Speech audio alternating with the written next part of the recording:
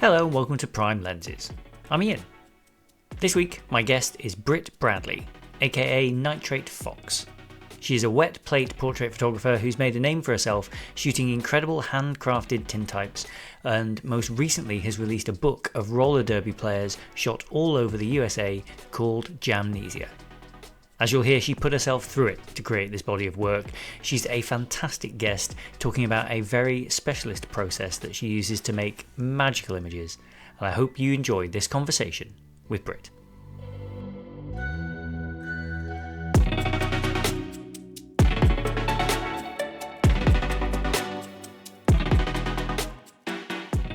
We hate having our photograph taken.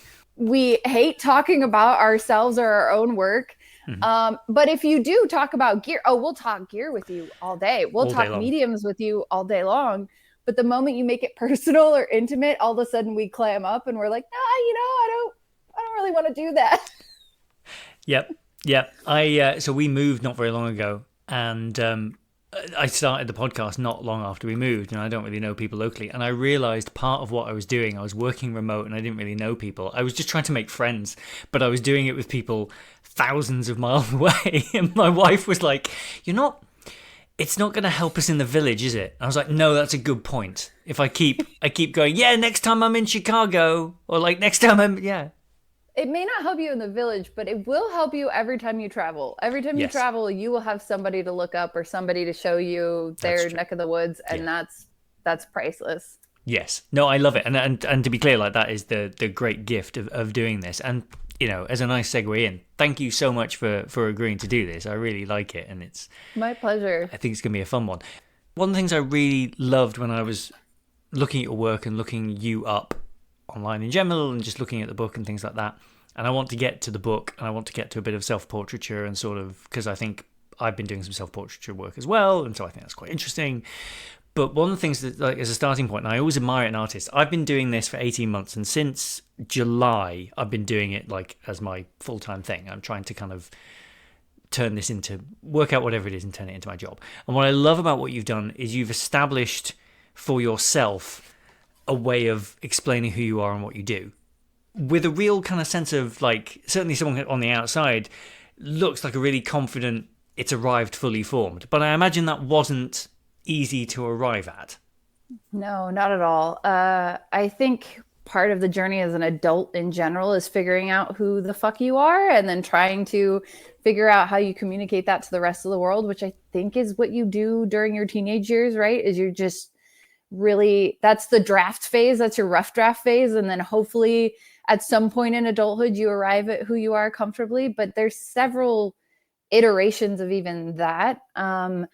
I think an important moment for me in developing who I was confidently was photographing the Folsom Street Fair here in San Francisco. That was the first event as a fine art photographer where I got to be a queer photographer out in the open, fully myself, and engage in a community that I was already a part of as an artist. That was a different level, right? Engaging as a community member is one thing, but stepping into that, artist presence in the community that you're in is very different. So there were iterations of it, but I think that moment of photographing Folsom Street Fair as an out and open queer photographer really allowed me to A, see that there was a place for me and a need for me, and B, feel like this version of who I am is welcome and comfortable, and it's okay to fully lean into that. That makes sense, and that comes across in the work, because I think also one does not accidentally choose wet plate photography and roller derby. And neither. Yeah. How did you land? Because you just published the book, which it looks like is sold out and done really well, and the coverage on that seems to have gone really. You must be delighted to see that out in the world.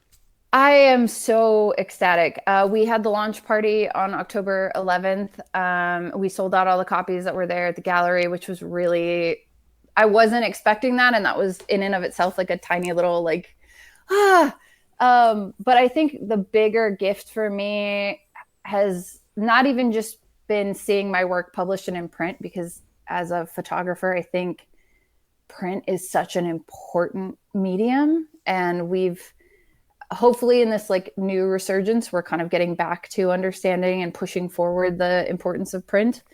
But seeing the book out in the world is one thing. And then the response from my community that I photographed and having them reach out to me individually and say, wow, I didn't realize I look like this, or I didn't realize this is how you saw us, or I feel so accurately portrayed and represented. That's been the best gift. That is the surreal moment for me, that every time I hear that, that never gets old.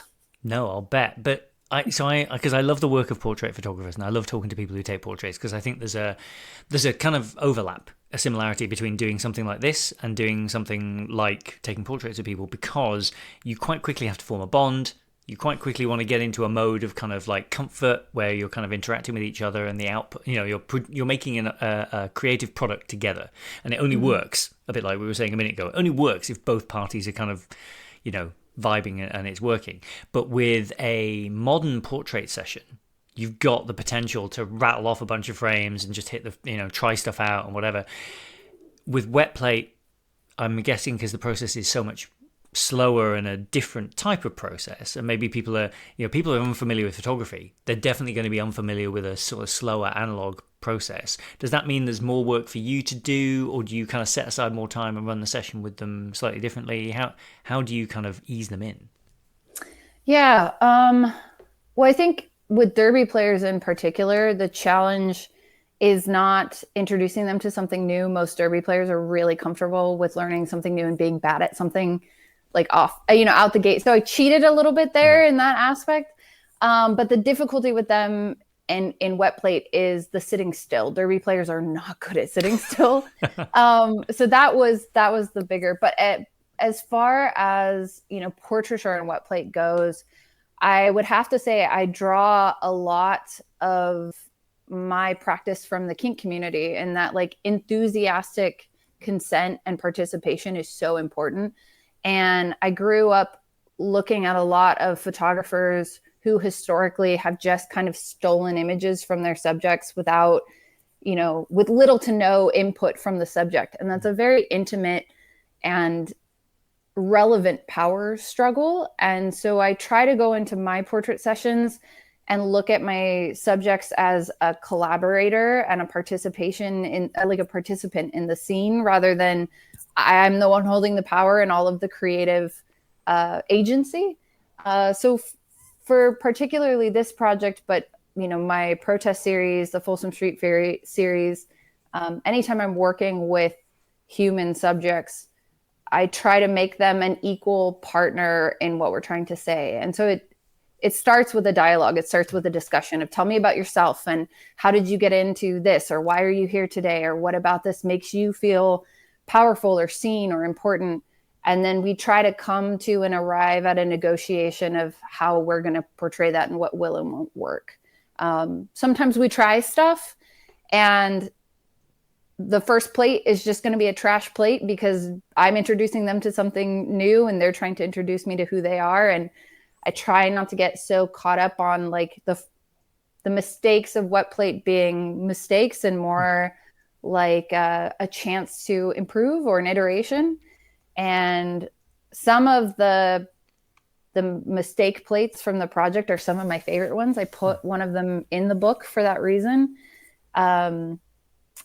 The book project is named after this concept, jamnesia, in roller derby, where the idea or the word started from this phenomena that you experience as a fresh meat derby player, which is when you step on the track, the energy is so crazy that you forget everything that you've been practicing and you just kind of freeze and panic.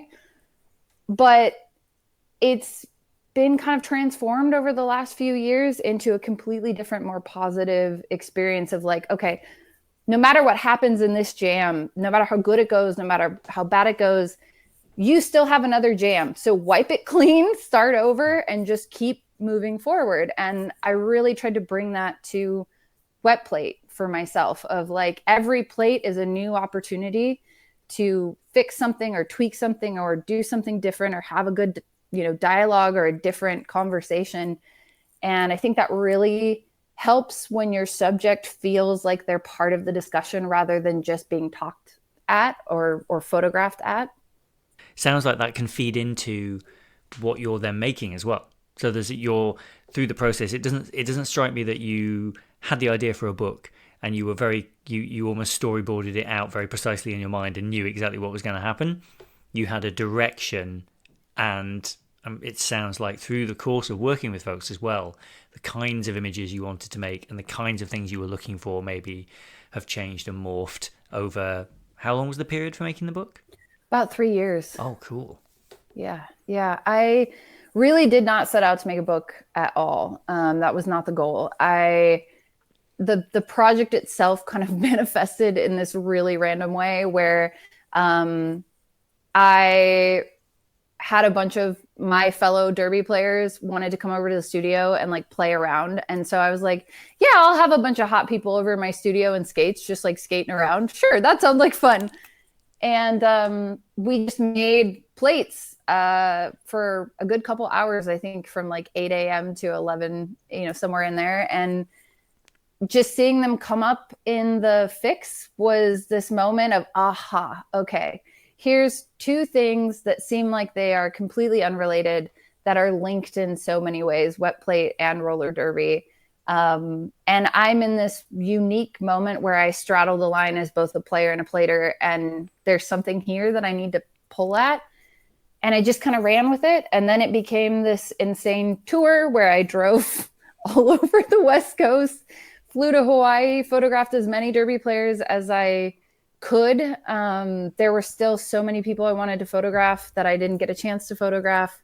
And as I was going, I kept getting this question from other derby players where they're like, when is this going to be a book? Like, what are you going to do with it? Because I want one, or I want them, and there's, with wet plate, you get one plate.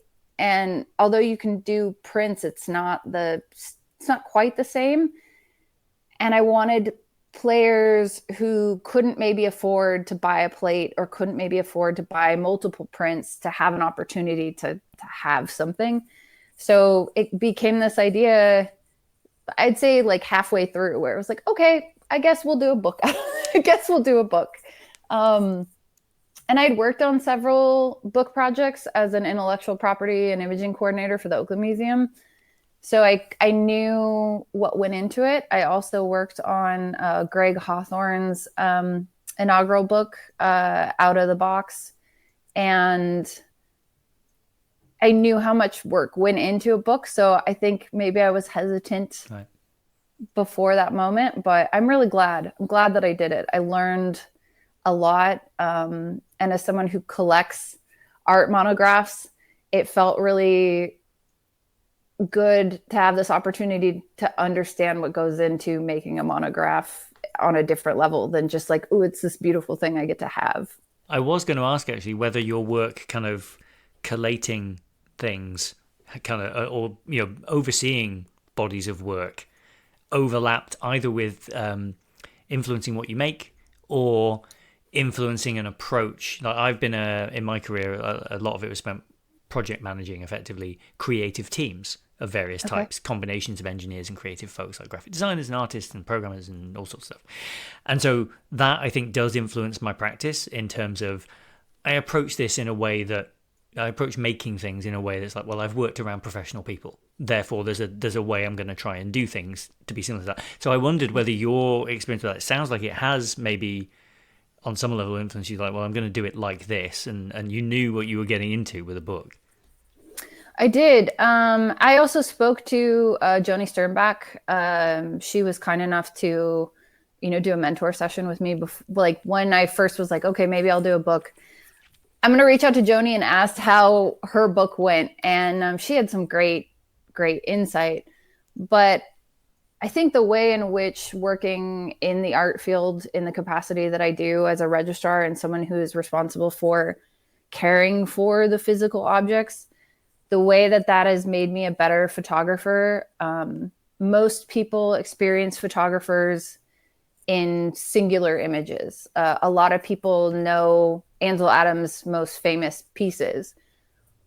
but not a lot of people have the privilege of getting to see all of his work prints, all of his contact sheets, all of the failures that go into the singular photograph that you see. And as a young photographer, I was very hard on myself because I felt like every single frame had to be perfect. Every single frame had to be gold. And working in the museum world, particularly with the Dorothea Lange collection, and getting to see every single one of her negatives. They have the entire collection. I worked with it. And looking at her contact sheets, she'd maybe choose one image from per roll, you know. And that completely rewired my brain of, you're not looking for that singular photograph. It'll happen. What you're doing is you're trying to create an experience for yourself as an artist, looking at this thing or this community or this topic or the world in general. And you'll come across those singular moments. They'll just happen, but you're not necessarily hunting for them. They'll come to you. And so it completely shifted my idea of like what my job was as a photographer to go out into the world and look for.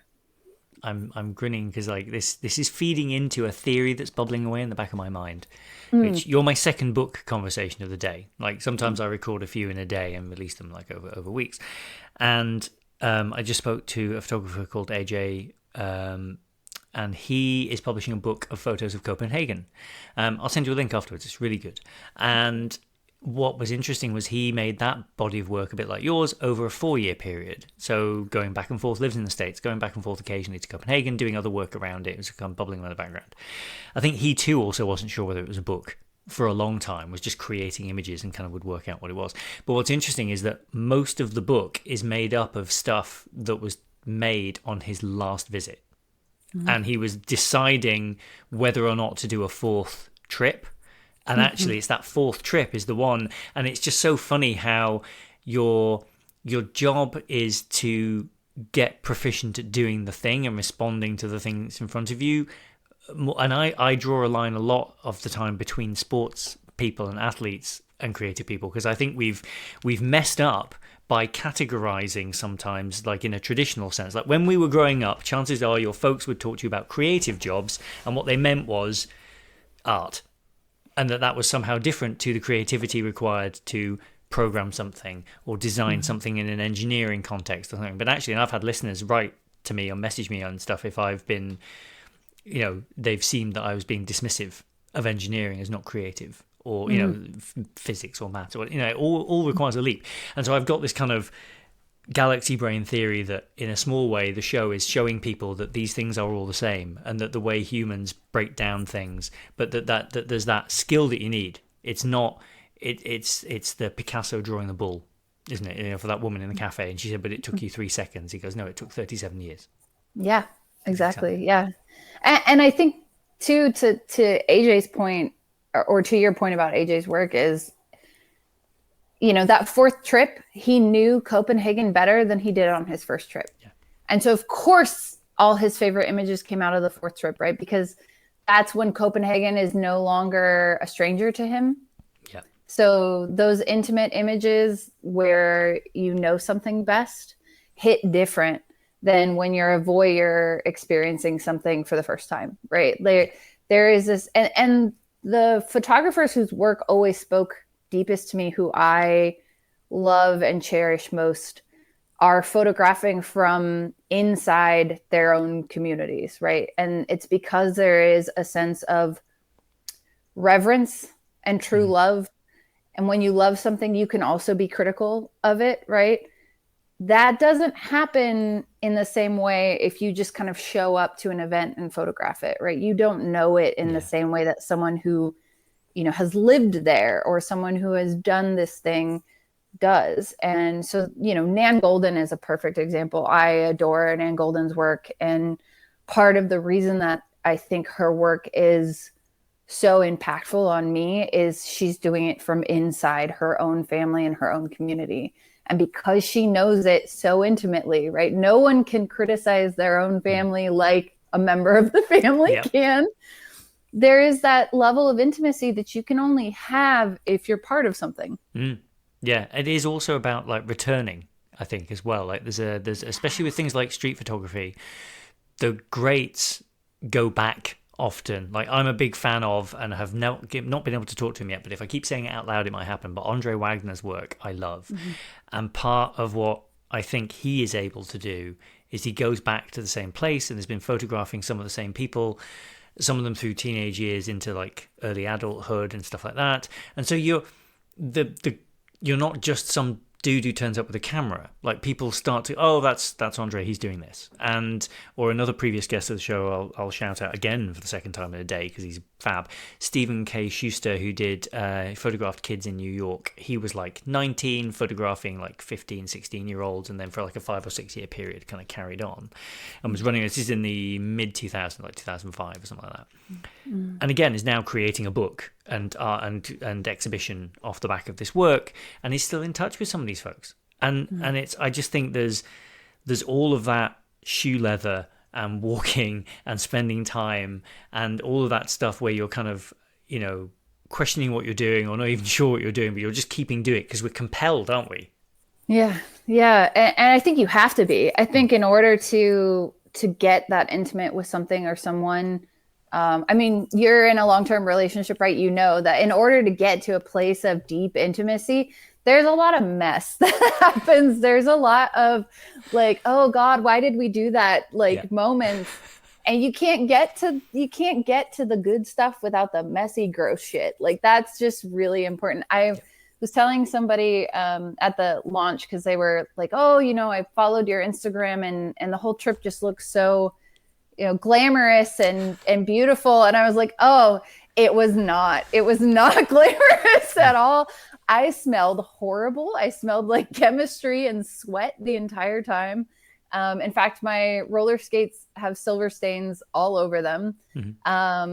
So my truck smelled like a combination of sweaty derby gear and chemistry from the dark room. Nice. And there was a moment where I needed to drive from. I hope you're not squeamish. I guess I should have questioned. I've got two kids, so we've been through the whole thing. Perfect. I usually limit my exposure in the darkroom with wet plate to a 5-hour period. Most of my shoots are 5 hours. Even with, you know, a face mask, it's just not great to be exposed to ether over that period of time. And I was photographing this league, Lilac City in Spokane, who, if I can just shout out for a second, is incredible. They're filled with wonderful, interesting, beautiful human beings. And they had set up, they were so excited to work with me that they had set up 2 locations for us. And one was the Drinkery, which is a gay bar downtown. And the other was the rink that they practice at, which is this really beautifully aesthetic roller rink that just looks like it's preserved in the 1980s with like neon carpet and the walls of vintage roller skates. And I was like, okay, well, we're just going to buckle down and we're going to do both. And so I ended up shooting for 10 hours and I got ether sickness. And the next morning with ether sickness, had to drive from Spokane to Boise, which should be about a 12-hour drive, pulling the dark room. And I had a short window to get in, check into the hotel and be ready to go for my shoot the next morning. And I kept having to pull over every 10 minutes to throw up. And ether sickness feels like the worst hangover of your life. It felt like I went, you know, partying and had 16 margaritas. It was horrible. And I kept, you know, I was on the phone with my mom and I kept having to pull over and throw up. And she kept begging me. She was like, just call it quits. Just, you know, call them and reschedule. And I was like, no, I'm going to do it. So I pulled over into a gas station and I tied a plastic bag to my shirt and I just kept driving and kept throwing up in the back. And, you know, everybody sees these like beautiful picturesque moments of me on this trip, but there were a lot of moments like that. And you have to be that level of insane and dedicated to get something done the way you want it done. And if you don't care about it that much, do you care about it enough? Yes. You know? I don't think that's going to be bettered in terms of a story of dedication for a long time to come. And that's no, that's incredible. Like making your I suspect will be the first and last guest to have fashioned their own sick bag in order to make their art. That is phenomenal. That's the thing I'll be known for, 80 years after I die. Yeah, I hope so. I hope so. I hope that there's a point years from now when I'm like, well, the first time Nitrate Fox came on the show, we talked about sick bags, and yeah, no, it's. I will say, being a dad, kind of, you have to get on board very quickly with everything because it will just happen. The time that the entire family got norovirus, but except for me, was a few days of like wiping every door handle in the house and just cleaning stuff up and just hoping to goodness, because it was a bit like COVID times when one of you gets sick, you know this. Everybody gets it's sick. like Yep. it's like being in Scream. You're like, well, am I going to be the last girl? Like, when is this going to happen? Like, when at some point in this story, I'm Jamie Lee Curtis or I'm not. Like, I either walk away from I this love thing. that so much. That's amazing. I either walk away from this thing or I don't. So we have this in the derby community. We have this big conference called RollerCon in Vegas every year, and it's the mecca for roller derby play. Everybody is constantly talking about, "Are you going to RollerCon this year? Are you going to RollerCon this year?" And the first year that I went to RollerCon was the year that I photographed it and made wet plate portraits of skaters in Vegas. And one of the reasons that I knew I had to go was not only because RollerCon is so important to the culture and the community, but because of the skaters that come from all over the world. And I knew there were moments where I was going to catch skaters here that I was never going to get to catch them again. And it just, I had avoided all of the big parties, which I was really disappointed about. There's a very famous party called the Black and Blue Ball where everybody goes and shows off bruises, and teammates play this game called Guess Whose Ass This Is, where you take pictures of your teammates' asses and send it to a group chat of their partners, and they're supposed to guess which ass belongs to which player. Like, it's a very fun, community building activity.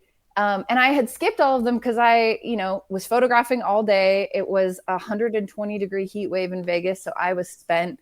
And so I would just go home to the hotel room, unpack my plates, rinse them in the bathtub, set them up to dry, clean myself off, go to bed, and then get up the next day and do it all again. But the day that RollerCon ended and I was driving back to California, my Instagram and my Discord were blowing up, and everybody had gotten COVID. Oh, like no. the entire conference had gotten COVID. And because someone had COVID and went to one of the parties, it was just like this patient zero situation. And it was, derby players are not shy about bodily functions and all that. It was, the Discord was just like, oh God, you guys, like, please leave me out of this. Oh no. Yeah, it's not good. I listened to a podcast it was fairly early on in COVID, and it was David Duchovny's podcast, and he was talking about, like, with someone, and I think sometimes when you put microphones in front of people, sometimes they forget. And he was just talking, he was just like, yeah, did you have the terrible, like, diarrhea and stomach? And they were like, oh yeah, and he's like, oh no, that's a symptom, it's a real. And it was just like 5 minutes of David Duchovny talking about how, like, for days he didn't leave his house. I was like, you're Fox Mulder, this is very strange. I don't know how you've done this. Yeah, I feel like my youngest son will be the kind of kid who's at the Black and Blue Ball, like, showing his scars off. He's only 7, and he broke his arm last year, falling out of our treehouse. And best guess, he shoved his arm out and it caught in the ladder, and so broke on the way down.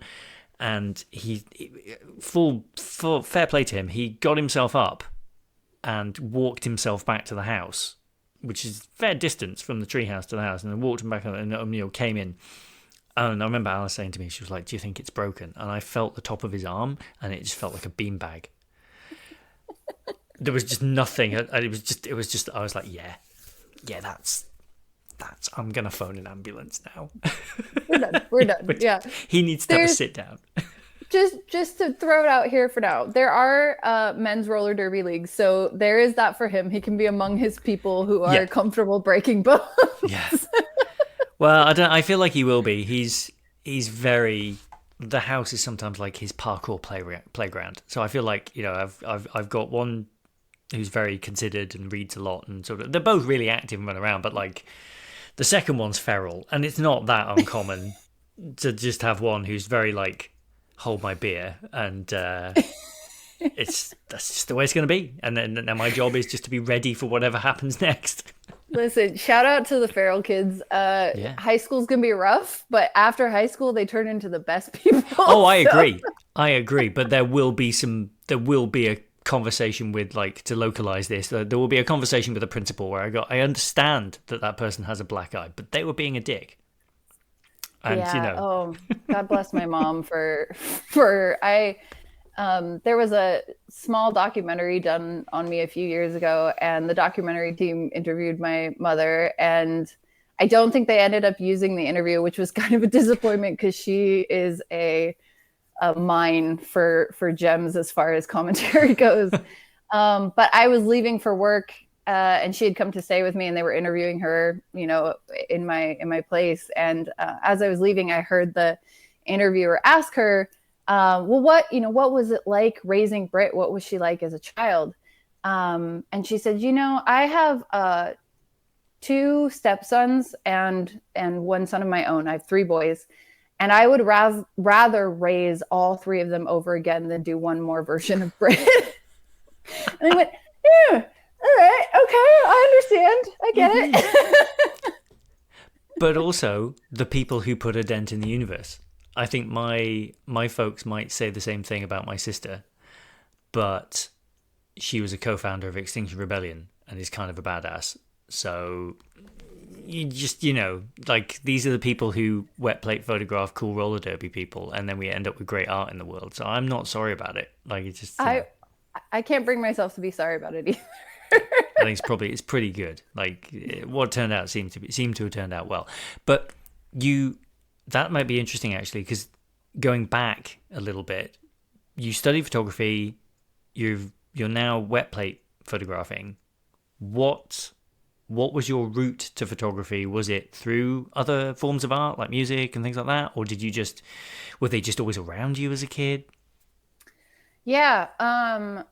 Well, I wanted to be an artist since I was 5. I was enrolled in, art school pretty early. My parents tried to enroll me in a bunch of things, and art was one of the few things, and contact sports were some of the few things that stuck. But my dad was an amateur photographer, pretty prevalent. And he did teach all 4 of us photography. All 3 of my brothers have a working knowledge of photography as well. I'm just the only one that got really obsessed with it. I developed my first roll of film. I think I was 8. It was around 8. And so I'd always been around darkroom practices. I, had been having discussions with my dad about photographers as early as 10, talking about Ansel Adams or Dorothea Lange or Imogen Cunningham pretty early. But I don't think I ever really fancied myself a photographer in that aspect. I don't think I really considered doing it as a profession or being an artist in any professional context until college. And I was actually enrolled at UC Davis, and I was there for exotic animal veterinary. And I was not enjoying myself, and I was spending all of my time in the darkroom anyways. Mm-hmm. And having that, college crisis of what am I going to do with my life? And my middle brother, Patrick, in his drunken knowledge at a family gathering, kind of leaned back in his chair and was like, none of us can really fucking figure out why you're not doing photography. Like, it doesn't, why are you not just doing what you want to do? And it took that, like, half-assed commentary for me to be like, oh, no, you're right. This is what I want to do, to really jump full into it. And I did not want to be a portrait photographer. I really did not. I got involved with photojournalism through the college newspaper that I was at. And I guess I just assumed that the only way to be a portrait photographer was to do weddings and family photos. And I really respect all the photographers who do that, but there was no passion in that for me. Until I started doing photojournalism and realizing that portraiture could be something more intimate and less posed. And then I realized that there was some significant value to it. And that was about the time that my professor, Nigel Poor, had started introducing me to photographers like Nan Golden. And Nan's work is so different than what I understood a portrait photographer to be. And that just flipped a switch in my head that was like, oh, okay, this is more my style. This is more, there's value here. There's teeth here. Mm-hmm. And I think that was the major shift for me. Oh, wonderful to find your space, like to find and occupy it, you know? Yeah. I think it still took me a while to really like get my elbows in and make a, spot for myself, but it really changed, another photographer who really, I got one of the first monographs I bought for myself was Jeffrey Holder's Adam. And I'd seen a lot of female nudes be done over and over and over again by male photographers, but I had not seen male nudes done by a male photographer. And that completely shifted my perspective of what intimacy could be through portraiture. I was in an art project once by a guy who you might enjoy called Mr. Bingo, who is a British artist. He does illustrated, hand-drawn, it's usually black and white. It's usually very fine line work to kind of depict people. It's like acerbic and funny and dark. And I saw him do a talk at a conference thing, like a TEDx type thing called Thinking Digital in the North a few years ago. And he did this thing called, it was an advent calendar. And the advent calendar is a scratch-off advent calendar. So basically people have clothes and you scratch it and they're naked underneath, right? It's so funny. And there's one a day and it's very silly. And, I love that. and he's purposely chosen, as he put it, people with interesting body types. So people in wheelchairs or with crutches or, whatever, or older people, younger people, like, just all over 18. Everybody. But yeah, everybody. There was a woman dancing with her cat in one of them. And so I messaged him, having seen him on stage. I'm literally I'm in his Twitter DMs straight away. At the time we had a dog. And I was like, well, last year you had a woman with a cat. Would you like a man with a dog? Because I thought it would be funny. And I thought, well, it'll never come to anything or whatever. Anyway, messaged me back, asked for photos of me and Loki the dog. And a few months later, I found myself in a pub in London, stood while he photographed me with the dog, drinking water out of a bowl. And this was the thing. He had gone to the trouble of renting, like not renting or being given use of the pub in the morning before it opened. And everyone, because it's not like a set where he pulled everyone in, because I wasn't sure what to expect, but he's like, he did it very professionally and brilliantly. He's like, every person came in on their own. They came and stood wearing some clothes, photographed that. Then you came back in without your clothes on, same pose. So he can use that to draw the scene. And then what happens is it's a pub scene, the final calendar page, a one page, like a A3 sheet. And you can scratch off all it. It's hilarious. And to this day, I have friends who have the calendar and don't realise that they've scratched my clothes off. Because they didn't realise it was me and Loki, and there's like a bar fight on the ground, and so there were two mates. They had two guys had to pretend they didn't know each other, and he drew them separately. So one had to pretend to be over a person who's not there, and then the person underneath is like doing this, like they're being hit in the face, and it was really funny because at one point I was fairly nervous about doing it anyway. And then he messages me and he's like, just so we're clear, like, you've not got a very interesting body. You're only in it because of the dog. And I was like, thanks. I think. Thanks very much. Thank you. Yeah. Yeah. I love that so much. I need to get a hold of that advent calendar. Oh, they're great. They're great. He's doing another one this amazing. year. He took a couple of years off, but he's doing another one this year. And if you go and look at them, he's done one that was like the side of a building, and you could see in all the windows of the different apartments in the building. And so there was different things happening in different rooms. There was one that was a woman holding a gun to like a guy in a chair tied up, and there's like all sorts of stuff was happening in that block of flats. I love that. Such a great idea, but I think that's the thing, is that like he's found a thing and he's in that space, and he's now known for that. He's owning that space. And I think what it sounds to me a little bit like, you found that kind of portraiture, and then wet plate is also this additional little thing. Because I mean, is there a WhatsApp group for like working sports wet plate photographers? Is it just you? No. There are quite a few derby photographers, and they do have forums. Someone kindly added me to I think the name of the group is Fast Glass on Facebook, Nice. which is a lot of derby photographers. And after, I was really excited about this. After Critical Mass 50, one of the jurors had written me some feedback that included had suggested Hard Knocks by Shelley Kelton, which was not a book that I was familiar with. So I literally bought it, and it came this morning. It's still got the plastic on it. I'm really excited about this, but it's also derby player portraits. So not that I know of. I do know of Joni Sternbach, who's photographing surfers, and Jenny Sampson, who is nearby, who's photographing skateboarders.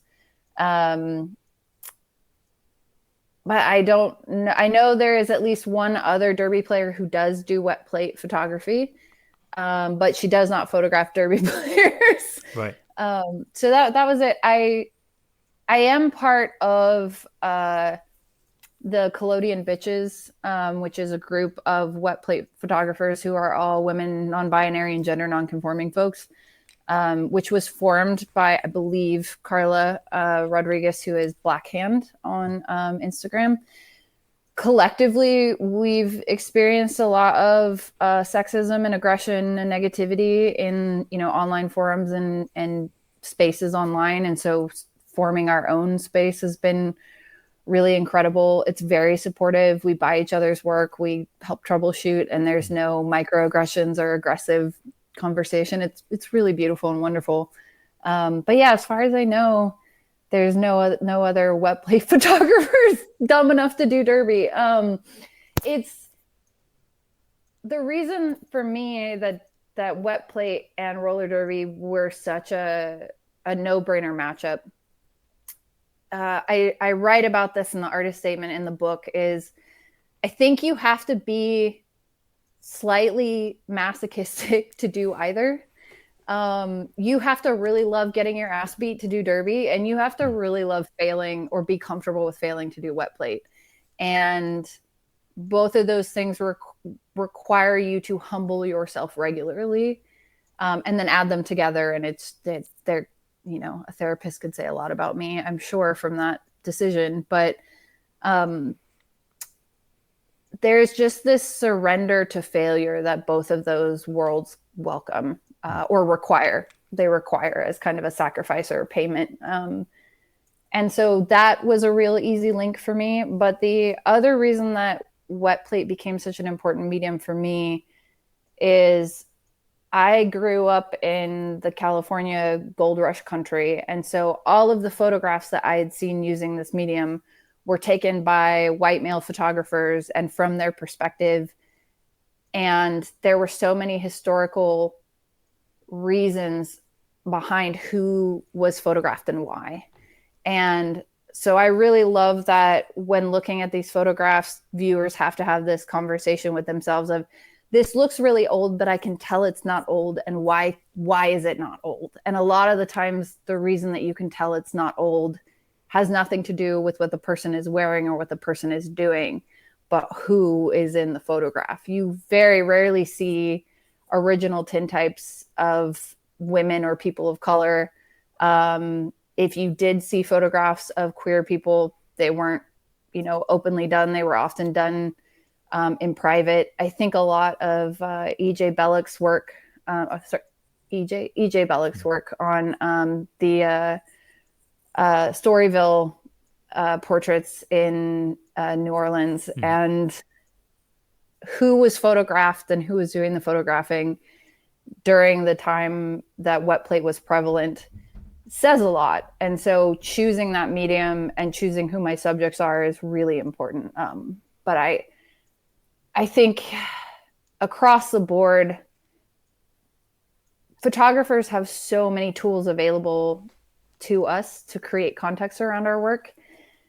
Which camera you're using, which lens you're using, whether or not there is color or an absence of color, all of those things should be conscious decisions that you're making. It's no different than a painter choosing which paintbrush to use. And which medium you use should be part of that decision. And so for me, wet plate was the medium that I needed to tell this story. The nice thing that now you're so proficient to the point of having pushed yourself to sickness on occasions, but now you could probably shoot just about anything. Like if someone came to you, if you had an idea to shoot a different thing, not necessarily even another sport or a different representation, like you're presumably pretty ready to go at this point because you can turn it to just about anything. Yeah, I'm really fortunate in that doing this project, I really pushed myself. A lot of wet plate photographers maintain that studio space environment because there are so many variables involved in collodion temperature and humidity and dust and things like that. That maintaining that studio-like structure simplifies a lot of things for us, and it helps you remove variables that can create problems. But I really kind of threw that rule book out the window for this project. The only exception I made really was the portraits that I did at Global Champs in Portland. And that was because Rose City was so generous to offer me a space to shoot in, because otherwise, it was raining in Portland. I'm not going to be able to get anything there. But there were a lot of things I wanted to try and push with this, and I paid for it. I really paid for it. But I look back at the book and I look back at the portraits, and I think it was worth it. It was worth having to run 4 miles up and down Fremont Street in Vegas in 120-degree heat to get, the plates that I got, because I would not have gotten those plates in the studio. I would not have gotten that environment anywhere else. And in order to tell the story the way I wanted to tell the story, I just had to go, you know what, fuck it. I don't need a studio. I don't need total control. I'll figure it out. There were a few experiments that didn't turn out that I was really disappointed by. But those are ideas that are still kicking around in my head that I'll revisit and figure out how to do. I like pushing my medium as far as I can. And so I'll keep pushing it until I get to a point where I'm like, oh, it's not worth it anymore, right? Pushing it that far doesn't give me any added value. But sometimes the happy accidents as well are the thing that kind of becomes something else. Like I've historically not been patient enough for film, although that's changing. I've been kind of encouraged and badgered, and I managed to get hold of a new little 35mm film camera today, which is a little Leica CM, which I'm kind of excited to play with. 'Cause I shoot a rangefinder most of the time, but it's a digital rangefinder. So, but it feels like there's an M6 or something in my future. I think inevitably, like I'm going to end up going down that. And I'm trying their new Monopan, their 50 ASA film that is just out, Leica have done. So that'll be interesting because I'm shooting 50 ISO film in a camera that only goes as low as 100. So I'm immediately having to set it to overexpose and do all sorts of fun stuff. And before I spoke to you, actually, my mind was blown when I read an article because I wanted to get the flash exposure right with like different films. So I was trying to find some sort of guidance on that. And someone had written something that was really cool. It totally blew my mind. In the dark, shutter speed is kind of irrelevant because it's really just how long the flash is flashing. And I'd never thought of it in that way before. And it's like, especially in a compact camera, it doesn't matter. Yeah. Like, There's a photographer. God, I wish I could. I feel so awful that I don't remember his name. I believe he's in Russia, who is doing long exposures in the dark, and he's painting buildings with a light that he powers with a car battery, and he has it strapped to himself so he can just walk around the outside of the building and literally just paint it with light. So it'd be a great experiment to start messing, like give yourself that restriction of shutter Yeah. speed doesn't matter and see where it takes you. I love that. I love the idea though of like exploring mediums and pushing them and stuff like film, because I think the time iteration cycles is one thing, but also having time between doing something to let it percolate and sort of sit in your head a little bit and stew before you're like, oh, actually that thing wasn't. And actually, it's something I wanted to. It sort of leads kind of nicely on to something I did want to ask you about. When you're self-directing yourself, how do you, so something I found when I was doing a bit of self-portrait work and trying to kind of figure that out, once I'd got beyond the only interesting thing is lighting yourself from one side, and like I'm sitting a bit too stiffly in front of the camera or doing whatever, do you find like moving between, it's kind of like self-directing in a film, I guess. You've got a thing you're trying to portray, then you've got the practical, I've also got to operate the thing to make it happen, and I'm in the studio space on my own, and maybe I'm doing the kind of the sort of press the button and then hop back. Like, have you just been able to compartmentalize, or are you going in with a clear enough vision that dialogue, because there's no one else to communicate it to, it's just happening very quickly, you can figure it out as you're going and you're making a few plates? I just wondered about self-directing, because I found that bit, and maybe it's because I'm a bloke in his 40s, trying something completely different, and so that kind of flexing a new muscle doesn't feel as easy. Am I overthinking it? No, self-portraiture is really hard. I think one of the reasons that I continue to do it is because it challenges me, and I experience a lot more failures when I do self-portraiture than any other scenario. So for me, it feels akin to sometimes in derby we'll have these practices where it's nothing but like drilling getting hit over and over and over again. Right. Self-portraiture feels a bit like that. Mm-hmm. It feels like self-flagellation. Yeah. And it helps. I look at my patience with wet plate as kind of a muscle, and self-portraiture helps me build more tolerance in that muscle. I constantly have to figure, especially when I'm doing nude self-portraits, right? Because not only am I having to be naked in front of the camera, which is scary, and having to make sure that all the right bits are covered or I'm facing the right direction. I can't see the ground glass, so I have to, build mechanisms so that I can guess where my focal length is going to be, or where my focal plane is going to be. And then I also have to run back and forth to the darkroom naked. So it adds a lot of points for frustrations or breaking points. And doing that regularly is not just a good exercise in that, like, sitting for portraiture and experiencing that level of invasiveness allows me to empathize with my sitters better. But it also pushes my patience level to see how far I can go. The reel that I posted the other day of the photograph Maneater, that one was particularly difficult. I had done a portrait called Morning Cloak where I had hot glued butterflies all to myself, because I kept running into this issue of every time I moved to do something, the butterflies would come off. So I just kind of grinned and bear it and hot glued them to myself, because I was like, I will deal with the pain for 5 minutes in order to not have to try and balance a dead butterfly on myself again. But with Maneater, I had mixed corn syrup and red dye to create that dark blood that you get from collodion where red turns black.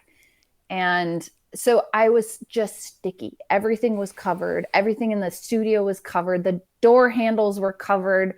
My silver tray, my tanks were covered. Everything was covered. And it was that self-portrait session where I was like, this is good, and I'm glad that I did it, but I'm not sure I ever want to do this again. Right. The post now, whether you were sort of saying I don't know whether to do follow on or revisit this, now makes a lot more sense. Just yeah, well, and that's the thing is, as artists, right, is we look back on our own work and all we see is how far away the finished image is from what we imagined it was going to be. Yep. Nobody else sees that when they look at our work. Nobody else sees the failures that we see in ourselves, right? Not even the most technical photographers in our bunch. They're usually not looking for mistakes, but we are constantly looking for mistakes in our own stuff. Oh yeah, yeah. I'm the annoying attention to detail person for sure. I noticed something this morning on the MotoGP. There's a team Trackhouse they're a NASCAR team, but they've also just got a MotoGP team. This is their first season, I think. And they posted something on social media where you could swipe through a carousel and things being pulled off. Like, there's dirt on the lens or the sensor or something. There's a black dot right at the top, and again, rangefinder cameras attract dirt. That's something they're really good at, and there's always dirt on the sensor. And I always have a couple. We went away for the weekend. I had 2 air puffers with me. I don't know why. I just realised I was so desperate to make sure my sensor was clean all weekend, and so I do. I'm maybe just very tuned into it. But whoever was posting the image, and it's such an easy thing to get rid of. That's the frustrating thing. It's like a dust or whatever. It's like you can just click a thing and it goes. Yep. But yeah, so in general, yeah, no one's looking because they don't know what you were going for. You know, it's like when an artist friend says, it's why that creative space that you and your friends have created, it sounds so good because anyone asks you whether something's good, you're like, I don't know, what did you want to make? Like, what, it's like with the pop, well, what did you want it to sound like? Right? Like, like a conversation with someone, hopefully, and it's relaxed. But, it's great to hear that someone who, before speaking to you, like, I admire your work and think it's really cool, and you look very established and very good, and you're like, no, just like you and just like everyone else listening, I'm a work in progress. Yeah, I think too, man,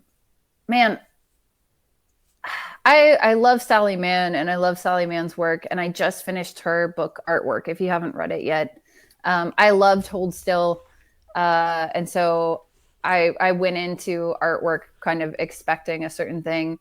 But what really struck me was in the first chapter, right off the bat, I had this moment of, oh, she's exactly like I am. She's no different than I am. She's super self-critical. She self-flagellates. She doubts herself. She questions herself. But she also has this fuck you streak of, I belong here. I'm going to make the work anyways. And that voice just has to be like 2 notches higher than the other voice. Yeah. And you got to let it be there. You have to let your ego kind of be slightly louder than your fear of, mistakes. Because perfection gets in the way of done, right? And you will be closer to perfection by just making the thing than you are stopping yourself from making the thing at all, right? If you're worried about not making the perfect image, you're never going to make anything at all. You're never going to get closer. But if you fail 40 times, you're 40 steps closer to a perfect image.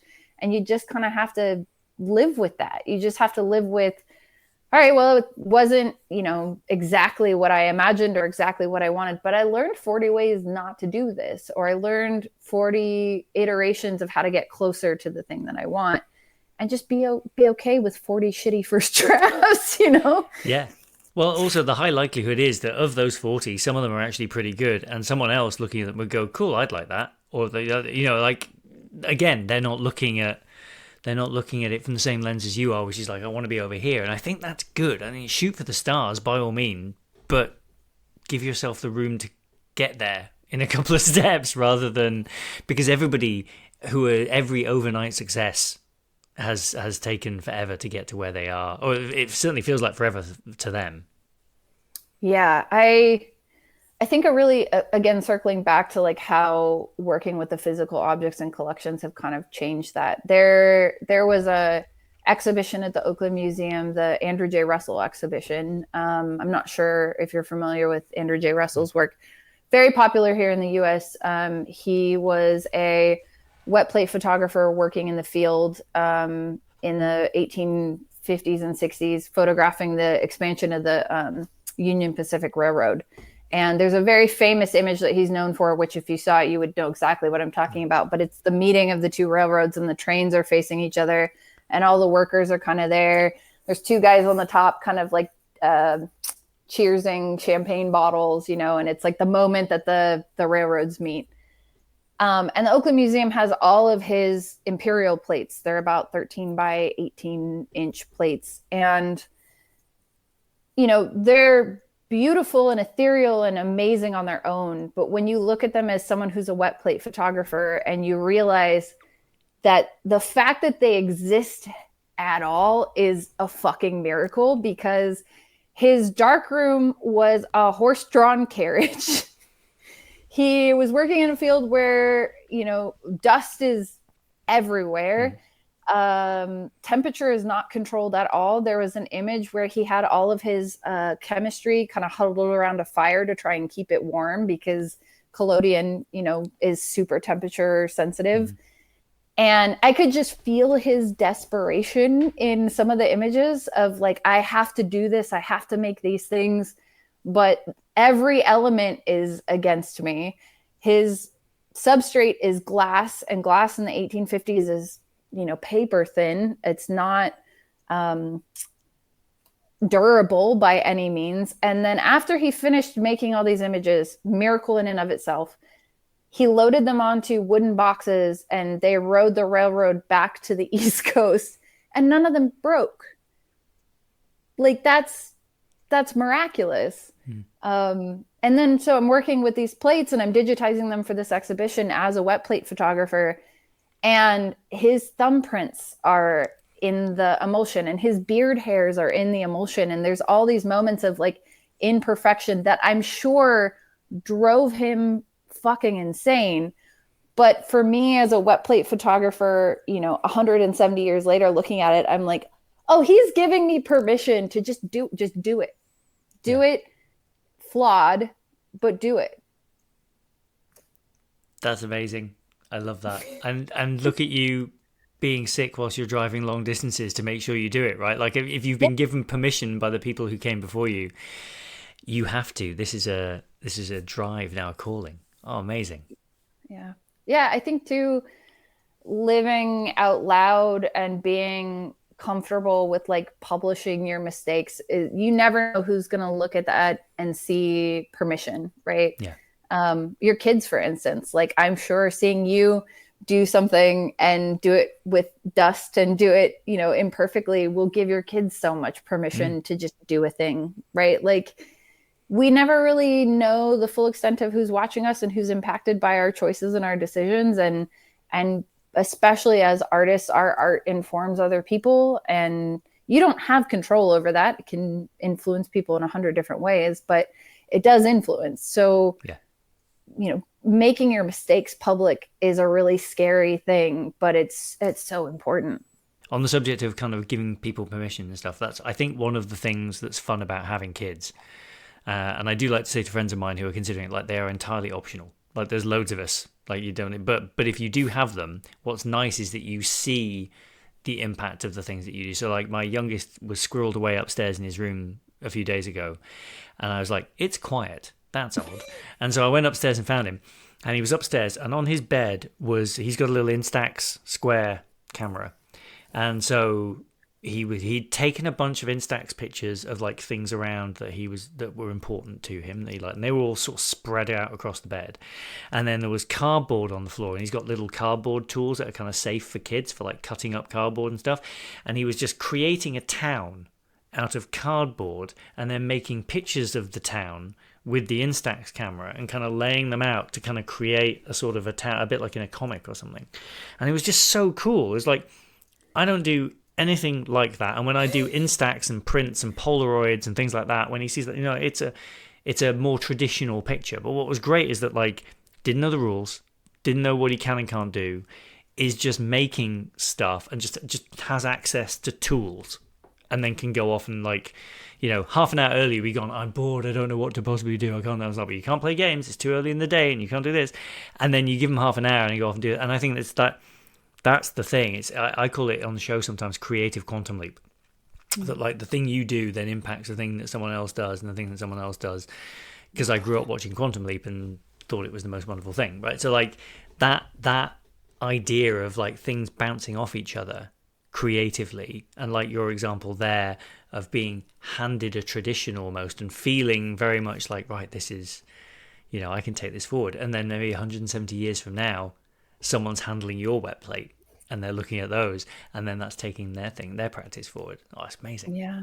Yeah. Yeah, that would actually be a really rad series is like if it's kind of like the theory of like what is it, 7 degrees of separation, Mm, where like you're only 7 degrees away from Kevin Bacon or yeah. whatever it is.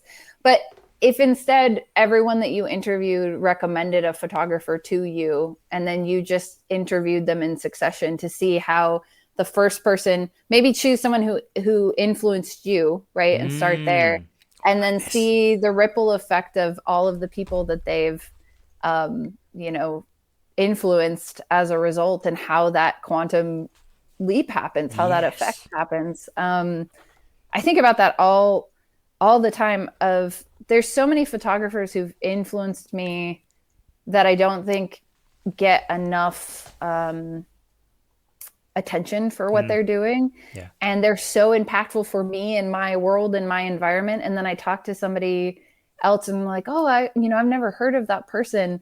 That's my favorite thing to talk about Yeah. with people, where I'm like, okay, Ian, who is an artist or a photographer that absolutely rocks your world that you don't think enough people know about or gets enough credit for what they're doing? Yeah. I'd have to go and think about that. The one of the go-tos is Andre Wagner, because as much as he's well known photographically, I think also he's very insular and quite like, I can't get a book of his work. There doesn't seem to be like, and that strikes me as crackers.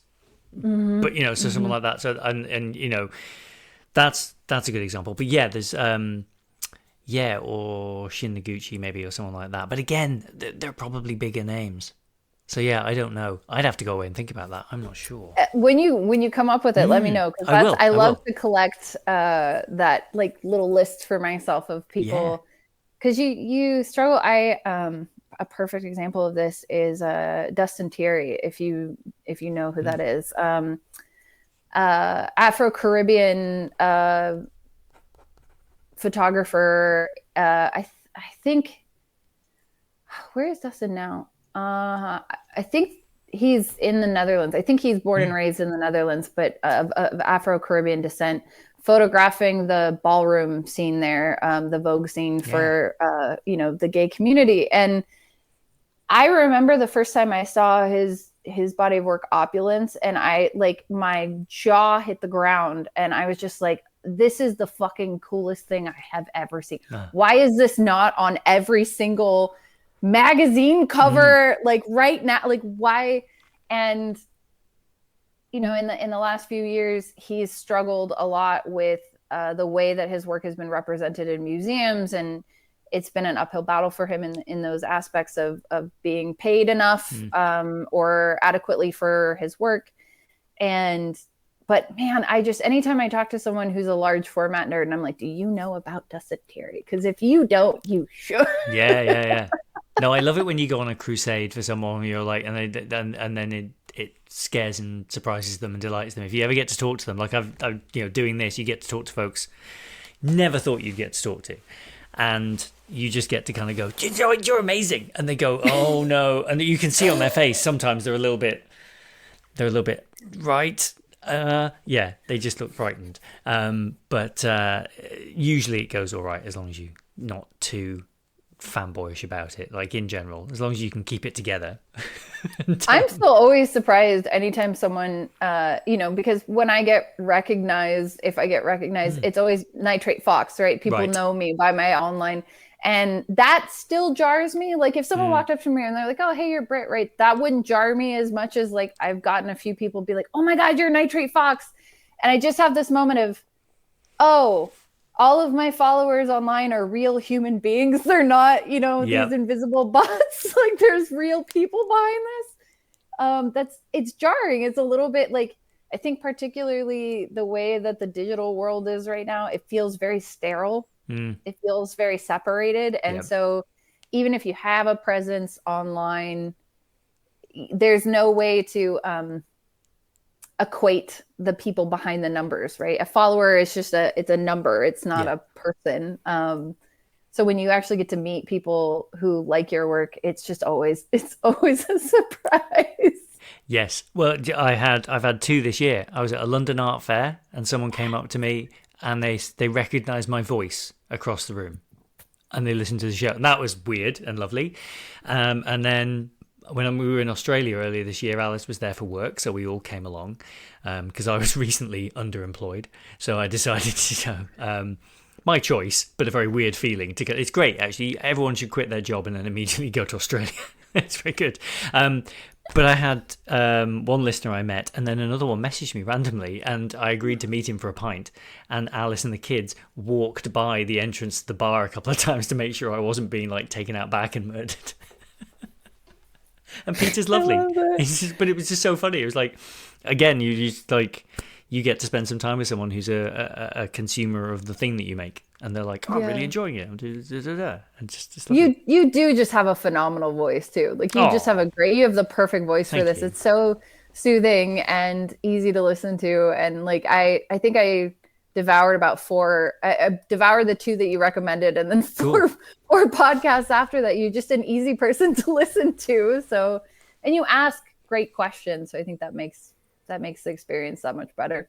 Oh, good. I hope so. Well, I hope you've had a lovely experience. It has been brilliant to talk to you, and I will, if I get to see you in person, I'll make sure I approach you as like Neo in the Matrix and go, Nitrate Fox, like that. Just... Well, now that I know what you look like, it's going to be a little harder to sneak up on me. But had we done this without the cameras, it probably would have been maybe better. that's what I should start doing to preserve a little bit of the mystique, rather than surprise. Yeah, rather than looking like, like an old young Ed Norton or something. I don't know. The free highlights are the thing. I like it. Thank you. Great. I'm enjoying. I'm leaning into it. I haven't been to London Art Fair, and that's on my to-do list. Would you recommend it? I would. I loved it. Here was the thing about London Art Fair. I walked around for hours and hours and hours. Probably got a bit dehydrated, but it was really, really great. Loads of really great work. Printed massive as well, which is really nice to see. I spoke to a bunch of folks, and also good for...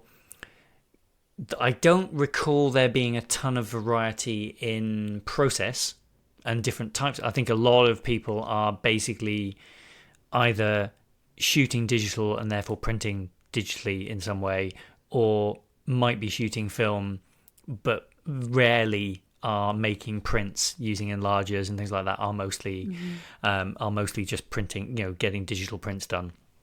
And it's all very high quality, but it sort of very much was more that. And I've had some good follow up. Like I've spoken to people and made good connections from that, and had guests on who I encountered there and kind of like coerced into being on the show and seemed to enjoy themselves.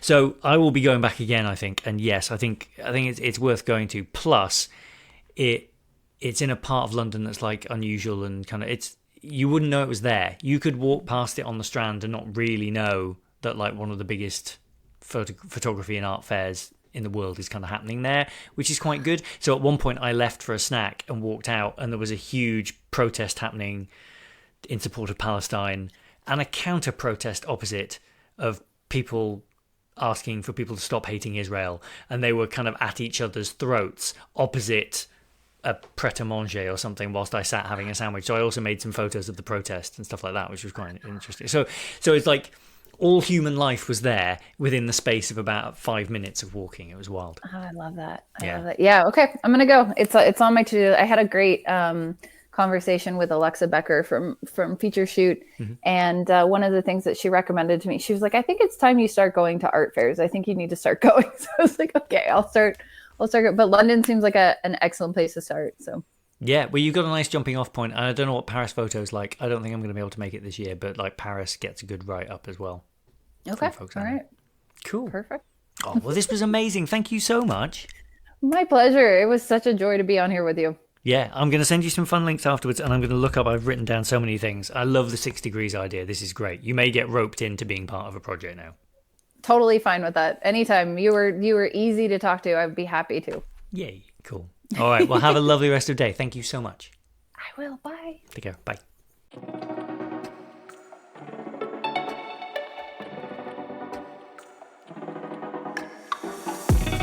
A huge thank you once again to Britt for being on the show. What a wonderful conversation that was. How good was that? Yeah? Yeah. Go out and check out Jamnesia if you can. I'm still kicking myself that I didn't ask her whether the second book was going to be called Jamnesia 2 Electric Boogaloo. Ask your parents. it's a funny joke, I promise, but you kind of need to be over 45.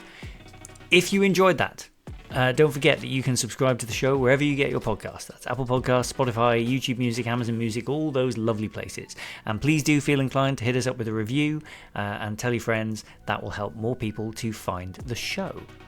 There's also a midweek newsletter that goes out on a Wednesday. Increasingly, that appears to have another podcast episode that comes with it. I'm kind of making those about print and books at the moment. I'm just rolling with it. I'm just going to do that until I run out of books to talk to people about. Or maybe software, but spoilers. And last of all, there is merch coming. I've got to get that. I'm going to say it on the microphone and then promise that I'll get it done. In the meantime, if you would like to contribute to the running of the show, you can do by heading over to Patreon. There are links to all of these things in the show notes as well. That'll do it for now. Thank you so much for listening, and we'll see you next time.